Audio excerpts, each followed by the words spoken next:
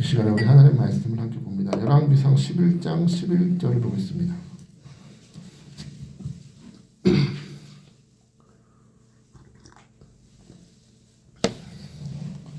(11장 11절은) 532페이지, 구약성경 532페이지.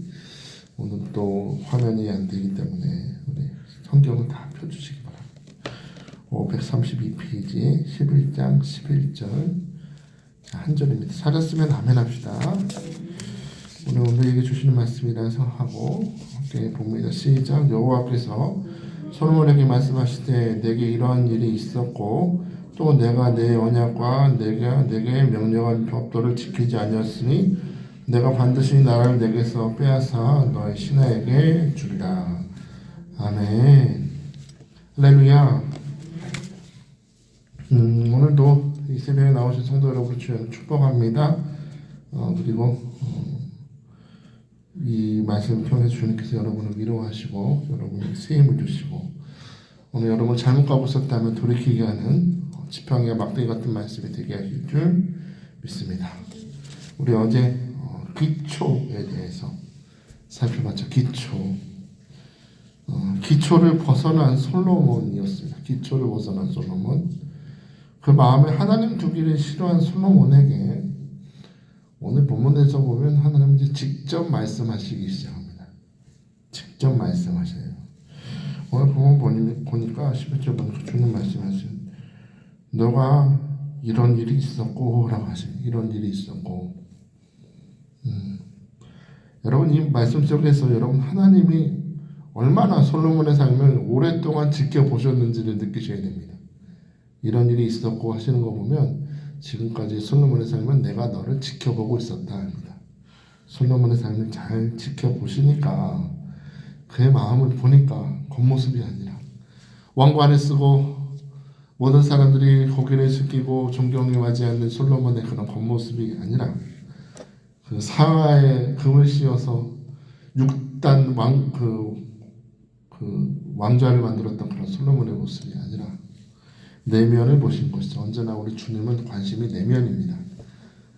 오랜 시간 동안 그의 내면을 지켜보시니까 그의 마음 속에 항상 하나님께 불순종하고 우상을 쫓는 삶의 행동이 항상 함께하는 것을 보십니다. 뭐와 함께하는지 보는 게 참 중요한 것 같아요. 요셉을 보면 노예이신 분이었음에도 보디발이 하나님의 형통이 그와 함께하고 계심을 보았다 합니다. 하나님이 함께하시는 게 보여야 되는데 하나님이 오랜 시간 동안 아마도 언제부터 보셨을까 생각을 해보면 우리 8장 마지막 부분에 성전을 짓고 난 직후부터 그의 마음이 변질되는 것을 보셨다 그랬죠. 9장에서 나타나셔서 내가 이 성전에 함께할 건데 나를 떠나면 너는 저주를 받을 것이다. 이미 경고를 2번이나 주셨는데도 계속해서 그의 삶 가운데 마음에 하나님께 불순종하는 마음이 있고 우상을 쫓는 삶이 항상 함께하고 있었다는 것을 내가 보았다. 이런 일을 다 보았다. 그리고 하나님의 결론은 너의 나라를 빼앗아 너의 신하에게 주겠다 합니다. 하나님 직접 말씀하시는 겁니다. 이 빼앗다는 단어가 여러분 카라으라고 되어 있습니다. 이브리어로 조각낸다는 거예요. 조각낸다, 찢어버린다는 겁니다. 나라 전체를 다 빼앗아서 다른 사람한테 준다는 얘기가 아니라 나누고 찢고 조각내서 그 일부분을 다른 사람에게 주겠다는 것이죠. 여러분 이 모습을 보면 과거 사울이 하나님께 버림받을 때 모습과 많이 비슷합니다. 사무엘은 자기 찢어진 옷자락을 보면서 사울이 붙잡아요. 사무엘을 붙잡는데 붙잡을 때 자기 옷자락이 찢어지는 것을 보면서 당신의 왕위가 당신의 이웃에게 넘어갈 것입니다. 그 찢어지는 걸 보면서 자, 우리 한번 찾아볼까요? 사무엘상입니다. 사무엘상 15장 27절 28절 사무엘상 15장 27절 28절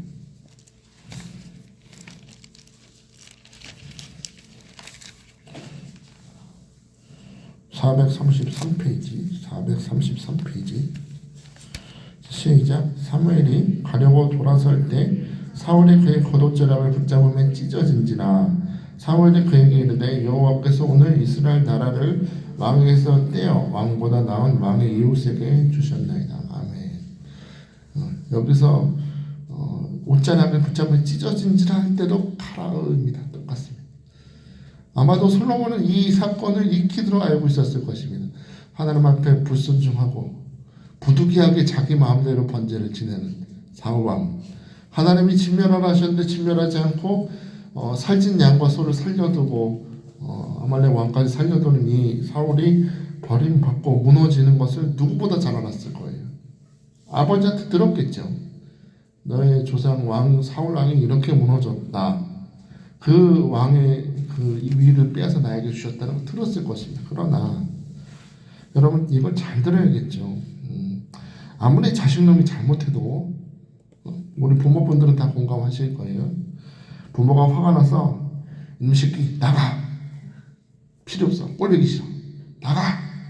너 같은 놈 이제 내 새끼 아니야. 오늘부터 넌 내 새끼 아니야. 내 자식 아니야. 짐 싸서 나가. 호적 파버릴 거야 오늘 가서. 그러면 그 말 듣고 예 알겠습니다. 그러고 나가면 민정이 그런 적 없지? 없어야 되는데. 호적 파버릴 거야. 넌 내 새끼 아니야. 그럴 때 예 알겠습니다 어머니 하고 나가면 나가는 얘기예요? 무슨 얘기예요? 잘못했다고 빌어라 합니다. 이놈 자식아 돌이키라는 거죠. 이제 그 잘못된 길을 이제 알았으면 돌이켜라. 너가 만약에 돌이키면 용서해 줄게 라는 뜻입니다. 그러면 그렇죠? 원사님 그렇죠? 돌이키면 용서해 준다는 거예요. 돌이키면 하나님이 솔로몬한테 가서 너의 나라를 찍겠다 하셨습니다. 이게 무슨 말일까요? 이놈 새끼 너 이제 내 새끼 아니야. 나가. 필요 없어. 그러면 이 말씀 속에서 여러분 우리는 하나님의 기대를 봐야 돼요. 너의 나라를 찍겠다. 다른 사람에게 주겠다라는 말은 무슨 말이에요? 내가 마지막으로 회초리를 들고 울고 있는 아버지의 모습. 우상에게서 제발 돌이켜라. 나는 너를 사랑한다. 나는 너에게 가장 귀한 지혜도 부어주었고 이전 왕들도 앞으로의 왕들도 경험하지 못할 형통과 명예와 영광과 모든 것을 너에게 주었다. 타락으로부터 돌이켜라. 하나님의 긍휼하심으로 돌아오라는 주님의 손짓을 느껴지셔야 됩니다. 너의 나라를 찢겠다가 아니라 찢을 것 같이 보이지만 나는 너가 돌아오면 이전과 같이 너의 삶을 다시 한번 이 찢으던 계획을 멈추고 은혜를 베풀 거니 돌이켜라 하는 거죠. 근데 여러분 우리 솔로몬 씨는 이 마지막 기회도 놓쳐버립니다. 타락한 상태를 끝내 벗어나지 못하고 결국에 나라가 뺏겨서 나라가 나눠지게 된다는 것입니다. 너의 신하에게 주리라. 너의 신하. 여러분 너의 신하가 누구예요? 구체적으로 말하면 이 사람은 일개 노역 감독하던 사람이에요. 노예들 일하는 거 감독하던 여러 보암한테 주시는 겁니다. 여러분 이 모습을 잘 보시면 우리는 이 나라의 근본에 대해서 생각을 하게 돼요. 이 나라의 왕 겉으로는 이스라엘의 왕은 솔로몬이었습니다. 겉으로는. 그러나 실제적으로는 누가 왕이셨어요? 실제적으로는 하나님은 왕이셨습니다. 하나님이 왕. 그리고 솔로몬은 누구냐? 솔로몬은 그 왕 대신 하나님의 허락 가운데 세워진 자기 백성들을 잘 하나님 뜻대로 다스리고 인도하려고 세워진 청지기였습니다. 솔로몬. 왕이 아니라 왕은 주님이시고 솔로몬은 뭐다? 청지기였다는 거예요. 청지기. 믿고 맡기는 거죠. 5달란트 맡긴 종, 2달란트 맡긴 종. 하나님이 믿고 맡긴 이 백성들이 믿고 맡긴 하나님의 청지기. 그러나 아무리 솔로몬이 지혜롭고 아무리 하나님 앞에서 1000번제를 드리면서 하나님 앞에 겸손히 살았던 사람이라 할지라도 그 청지기 노릇을 제대로 하지 못한다면 하나님이 진정한 왕이신데 지가 왕인 줄 알면 옛날에 저 고등학교 때 이런 말 유행했었는데 미지왕이라고. 혹시 아세요? 미지왕이 뭔지? 줄임말인데 권사님 아시지 않아요? 미친놈 지가 왕인 줄 알아. 옛날에 유명했어요. 미지왕 미지공이라고. 미지왕이야 완전 미지왕이 옛날에 그랬는데 솔로몬이 그랬던 거지. 미친놈 지가 진짜 왕인 줄 알았던 것 같아요. 자기는 청직인데 믿고 맡겨준 청직인데 그거를 잊으니까 하나님은 아무리 솔로몬이라도 저는 이 말씀 보면서 저도 두려워요. 사실은 아무리 제가 목사를 오래 하고 설교를 많이 해도 하나님 뜻대로 살지 못하면 저도 얄짤없어요. 저도 하나님 언제든지 치실 수 있다는 겁니다. 아무리 왕이라도 청지기 집을 빼앗아 다른 사람에게 주실 수 있다입니다. 여러분 잊지 마십시오. 우리가 가진 물질, 내가 속한 모든 것은 하나님이 나를 사랑하셔서 나를 믿어주셔서 잠시 동안 맡겨주신 것입니다. 우리의 생명도 오늘 내게 속한 재산도 내게 주신 많은 달란트와 은사 모든 능력은 다 주께서 나를 믿어서 맡겨주신 것인 줄 기억하라는 것입니다. 고린도전서 4장 7절에 이런 말씀이 있죠. 누가 너를 남달리 구별하였느냐 내게 있는 것 중에 받지 아니한 것이 무엇이냐 너가 받았은즉 어찌하여 받지 아니한 것 같이 자랑하느냐. 다 하나님이 주셨다는 건데 왜 너는 하나님이 주신 거 가지고 자랑하느냐. 바울은 책망하는 것입니다. 그러므로 성도 여러분 저는 오늘 여러분이 나는 주님의 청지기임을 기억하는 새벽이 되시길 축복합니다. 오늘 내게 주신 이 하루를 내게 맡겨주신 이 많은 축복들과 많은 은혜들을 지혜롭고 합당하게 잘 지키고 사용하는 이 하루 되시길 주의 이름으로 축복합니다. 먹든지 마시든지 다 무엇을 위하여? 하나님의 영광을 위해서 행하는 이 하루 되시길 주의 이름으로 축복합니다. 연세대 명예교수신데 김형석 교수라고 이분이 100살을 넘게 사신 분인데 이분이 쓴 책이 있어요. 100년을 살아보니라는 책이 있는데 이분이 100년을 가깝게 살고 나서 그가 깨달은 것을 이렇게 말씀하신 적이 있습니다. 제가 사랑이 있는 고생이 행복이었다는 사실을 깨닫는데 90년이 걸렸습니다. 뭘 깨닫는데? 사랑이 있는 고생이 행복이라는 것을 깨닫는데 100년 걸려요. 우리는 여러분 행복이라고 할 때 인생을 이분법적으로 생각해요. 뭐예요? 부자면 가난하고 행복하면 불행하고 또 성공하면 실패가 있고 건강한 사람이 있는가 하면 병든 사람이 있고 이렇게 이분법적으로 생각하죠. 하나님은 축복하시고 나는 축복 안 하시고 다 이렇게 이분법적으로 생각해요. 근데 여러분 이 교수님이 살아오면서 느낀 것은 불행 중에도 실패 속에도 질병 속에도 더 큰 행복이 있었구나라는 것입니다. 실패 속에 나를 더 성장시키고 나를 더 크게 행복시키고 실패를 통해서 나를 더 영광스럽게 하시는 하나님의 손길이 있음을 깨닫는데 몇 년? 90년 걸렸다는 거죠. 내가 원수라고 생각했던 사람은 얼마나 많이 만났습니까? 그러나 그 원수라고 생각했던 사람도 가만히 생각해 보면 오히려 그 사람을 통해서 내가 되고 내가 더 성장하게 되는 축복의 통로였다는 거예요. 여러분 사도 바울을 보십시오. 우리가 요즘에 큐티에서 갈라디아서 묵상하죠. 갈라디아서에서 이렇게 고백했어요. 갈라디아서 1장 15절에 그러나 내 어머니의 태로부터 나를 택정하시고 그의 은혜로 나를 부르시니가 했습니다. 내 어머니 태로부터 나를 택정하셨다. 바울은 청지기식이 분명했어요. 하나님이 내가 태어날 때부터 이 복음을 전하라고 나를 선택하시고 정하셨다. 이게 분명했어요. 그의 인생은 항상 청지기 의식으로 살았다는 것입니다.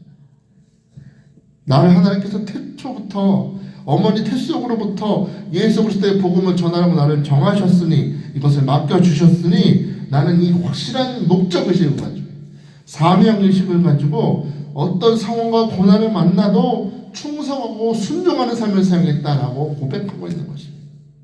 여러분 보세요. 실제로 서도바야 그렇게 살지 않았습니까? 어떤 힘든 상황과 육경과 고난이 다가와도 사람들이 죽이려고 쫓아와도 이 사명을 잃어버리지 않았어요. 돌에 맞아 죽을 뻔해도 배를 타고 가다가 파도에 파손돼도 수많은 위기와 고난을 만났어도 예수 그리스도의 십자가의 복음을 전하는 일을 쉬지 않았다는 것입니다. 왜? 태어날 때부터 이것은 하나님이 나를 믿고 맡겨주신 것이기 때문에. 여러분 운동 경기하는 사람들 보세요. 올림픽 나가는 사람들, 태릉 선수촌에서 훈련하는 사람들 보면 먹고 싶은 것 안 먹어요. 먹고 싶은 거 참고 놀고 싶은 거 참고 막 무거운 막 팔과 다리에 막 무거운 모래주머니 등에다 타이어 메고 무거운 거가 들어가면서 훈련하죠. 왜요? 다 참아가면서 훈련하는 이유는 올림픽 경기에 그 한 경기 서려고 수많은 유혹과 그 고통을 참아가면서 견디는 것입니다. 마인드 컨트롤 항상 한대요. 내가 이 힘든 고통 오늘 내가 견디는 이유는 마지막 그 경기를 승리해서 목에다 금메달을 매는 그날을 상상하면서 참는다는 것입니다.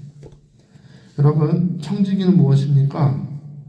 청지기는 하나님께서 태초에 엄마 뱃속에 계실 때부터 나를 믿어주시고 내게 맡겨주신 그 일을, 내게 맡겨주신 사명을, 내게 맡겨주신 거룩한 가정을, 내게 맡겨주신 사람들을 어떤 고난과 고통이 있어도 원망하지 않고 이것이 내게 맡겨주신 하나님의 사명임을 믿고 지켜나가는 것이 청직인 줄 믿으시기 바랍니다.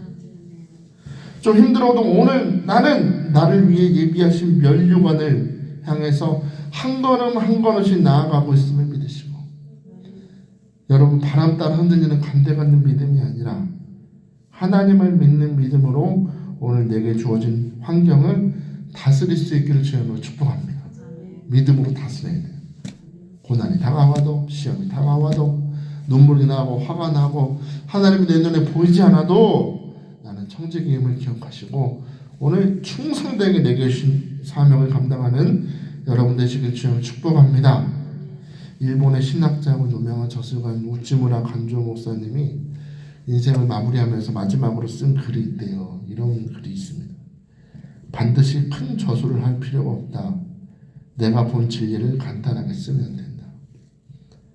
큰 일을 할 필요도 없다. 작은 일로 충분하다. 완벽할 필요도 없다. 큰 일을 하려는 자는 아무것도 못하고 완전함을 구하는 자는 아무것도 얻지 못하니 오늘 하루에 충성하며 살자. 성도 여러분, 솔로몬은 단 하루 하나님께 충성하는 그 가벼운 것을 놓쳐서 결국에 나라가 찢어진 것입니다. 오늘이라는 하루 저는 여러분이 살아갈 때 하나님 주님께서 나를 믿으셔서 믿어주셔서 오늘 이 하루를 내게 맡겨주셨으니 오늘 하루 주님의 영광을 위하여 먹든지 마시든지 주님의 기쁨을 위하여 살아가는 이 하루 되게 주여 붙들어 주옵소서.